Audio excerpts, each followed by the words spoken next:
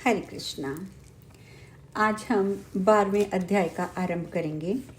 पहले मैं संक्षिप्त में सारांश बता देती हूँ 12वें अध्याय का। इस अध्याय में भगवान श्री कृष्ण कहते हैं कि जो मुझे साकार यानी शक्ल वाला मानकर पूरी आस्था से मेरी इबादत करता है वह योग का बेहतर जानने वाला है।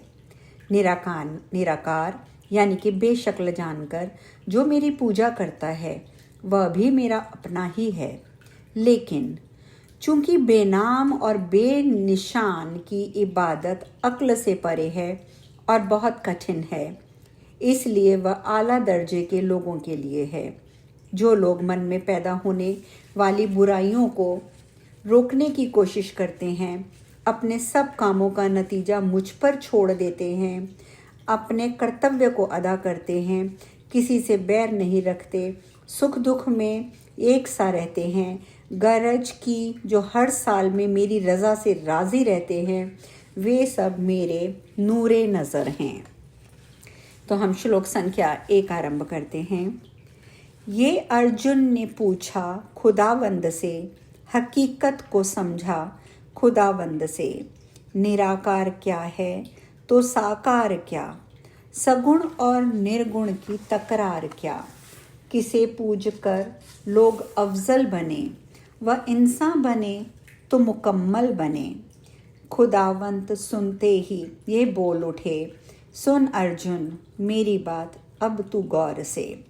मुझे सोचकर जो इबादत करें, तवाज़ुन ख़यालात में जो रहें, वही जिनका ईमान कामिल रहे, जिन्हें याद हक और बातिल रहे, उन्हीं से है कायम भरम योग का, उन्हीं के ऊपर कर्म योग का। जो समझे मेरी कोई हद ही नहीं, अज़ल ही नहीं, अबद ही नहीं। तसव्वुर से आगे जो समझे मुझे, मैं फ़ानी नहीं, ऐसा माने मुझे। मसावत हो जिनके अंदाज में, वह हो जिनकी शरीनी आवाज़ में।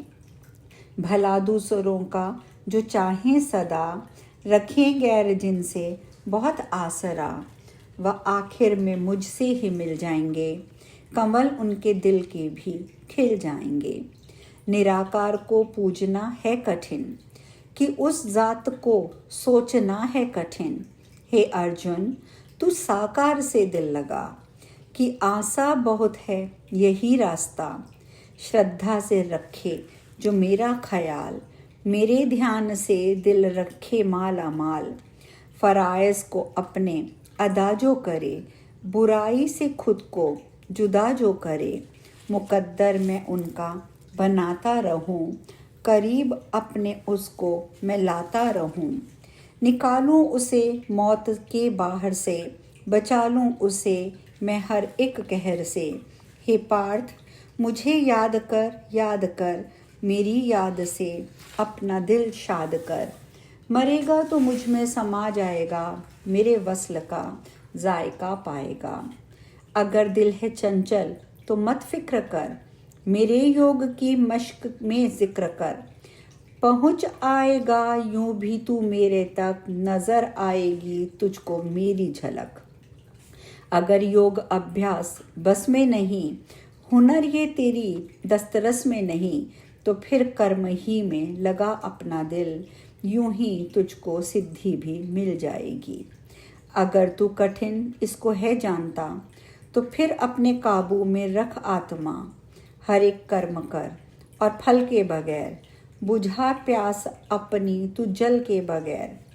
है अभ्यास से ज्ञान बेहतर बहुत, मगर ज्ञान से ध्यान बेहतर बहुत।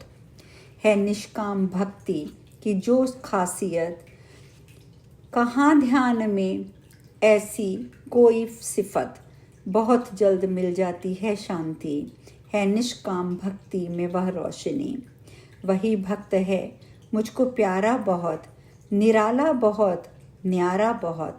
जो मन और बुद्धि मुझे सौंप दे, सभी अपनी पूंजी मुझे सौंप दे। न रखे किसी से कभी दुश्मनी, रहे उसका मकसद फ़कत दोस्ती। अहंकार से दूर रहता हो जो, खुशी गम को एक सा समझता हो जो, दया सबके ऊपर जो करता रहे, हर एक हाल में शांत रहता रहे।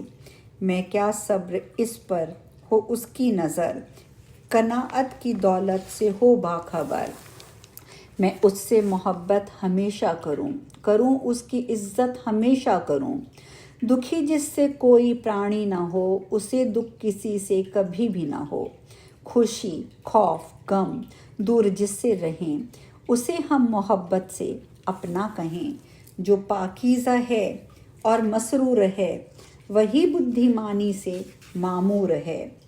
जो बेलाग हर एक से मिलता रहे, वही भक्त तो मेरा अपना रहे। खुशी से जो मगरूर होता नहीं, जो गम सहता है और रोता नहीं, नतीजों की परवाह करता नहीं, किसी चीज़ की चाह करता नहीं। जिसे फिक्र सर्दी ना गर्मी नहीं, कि बदनामी ये ना नेकनामी नहीं। जो दुश्मन को भी यार कहता रहे, जो कांटों को गुलजार कहता रहे। हमेशा जो सब्रो तहम्मुल रखे, जो दुश्मन के भी वास्ते गुल रखे। जो नफ़रत मोहब्बत को इकसा कहे, जो वीराने को भी गुलिस्तां कहे। उसे मोक्ष पाना है ये जान लो, वही मेरा अपना है ये जान लो। सुनो धर्म उपदेश मेरा सुनो, हमेशा इसी पर अमल भी करो। मैं खुश होऊंगा ऐसा करोगे अगर, मेरे भक्त बन जाओगे उम्र भर।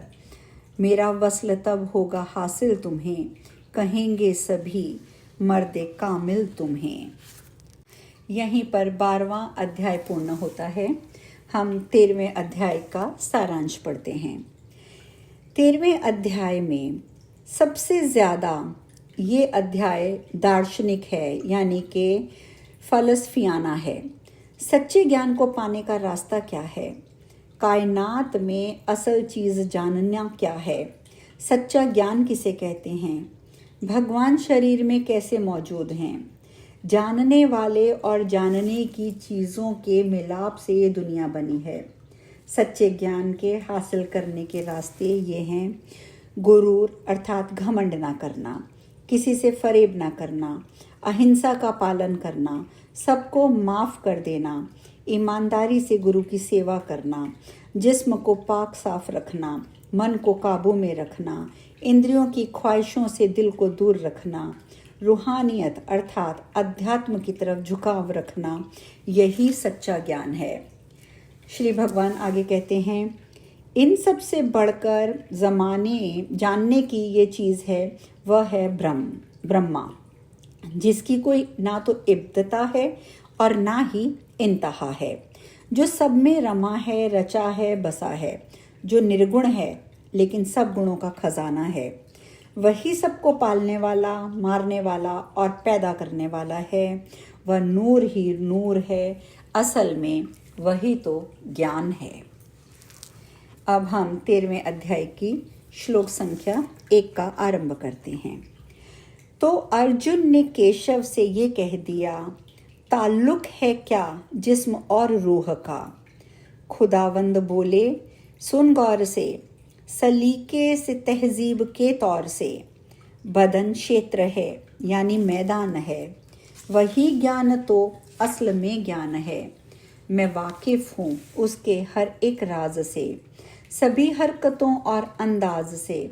तवज्जो से सुन, मुख्तसर मुझसे सुन, बदन की तू हर एक खबर मुझसे सुन।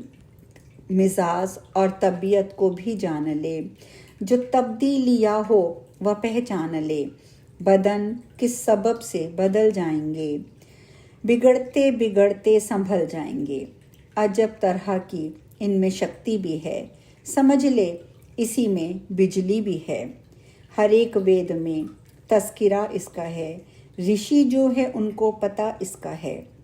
मगर मुख्तलिफ सबका अंदाज है, अजब भेद इसका अजब राज है। हवा, आग, आकाश, जल, खाक से बदन है बना कितने इदराक से। अमल इल्म के जितने भी हैं हवास, अहंकार बुद्धि करें उसमें वास। उन्हीं से है तश्कील इस जिस्म की, उन्हीं से है तकमील इस जिस्म की। कभी सुख कभी दुख लालच कभी, कभी इसमें नफरत की है गंदगी। कभी ज्ञान धीरज की शक्ति मिले, सदा इसकी सूरत बदलती मिले। किसी को भी धोखा न दीजिए कभी, बड़ाई का चर्चा न कीजिए कभी। गुरु की भी सेवा तो ईमान है, शरीफ आदमी की ये पहचान है।